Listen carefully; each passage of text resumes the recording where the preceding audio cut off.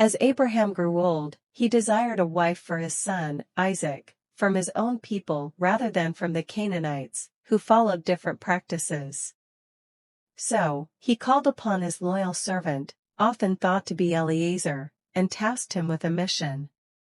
This task wasn't simple. He was to go to Abraham's homeland, locate Abraham's kin, and choose a wife for Isaac, whom God had promised to make the heir of his covenant. Eliezer was to swear that he would not find a wife for Isaac among the Canaanites, but only among Abraham's family.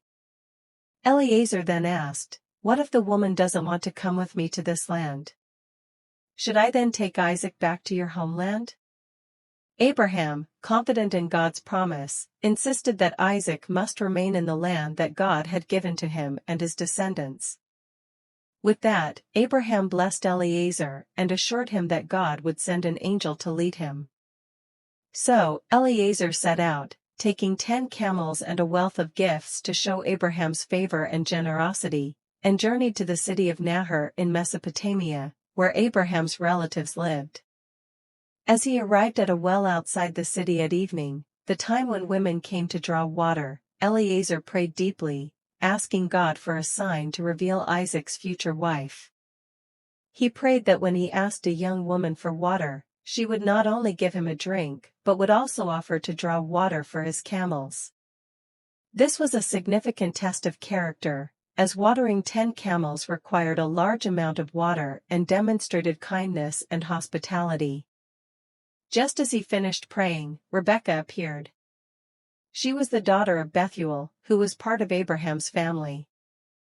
The young woman was very beautiful, and when Eliezer asked her for a drink, she graciously gave him water and then offered to draw water for his camels, exactly as he had prayed. Astonished and grateful, Eliezer thanked God for answering his prayer. Rebekah's actions showed that she was not only generous, but also humble and compassionate, traits valued greatly by God. Eliezer then took out gold bracelets and a nose ring, gifts from Abraham, and gave them to Rebekah. He asked her about her family and whether there was room for him to stay. Rebekah answered that she was indeed from the family of Nahor, Abraham's brother, and invited him to stay at her home. Rebekah hurried to her family and told them what had happened. When her brother, Laban, heard the story and saw the gifts, he welcomed Eliezer warmly and provided a place for him and his camels. After everyone had settled, Eliezer explained the purpose of his journey and how he had prayed for a sign from God. He described how God had led him to Rebekah, confirming that she was the one chosen to marry Isaac. Laban and Bethuel recognized that this was God's doing and agreed that Rebekah should go with Eliezer to marry Isaac. The next morning, Eliezer prepared to leave, but Rebekah's family asked if she could stay with them a bit longer. Eliezer, eager to fulfill his mission, asked them not to delay. The family agreed to let Rebekah decide, and when asked, she agreed to go immediately, displaying courage and faith in God's plan for her life. So Rebekah, along with her nurse and her maids, set out with Eliezer. When they arrived in Canaan, Isaac was out in the field meditating as evening approached. As Rebekah saw Isaac from a distance, she asked who he was, and Eliezer confirmed he was her future husband. She covered herself with a veil as was customary for brides.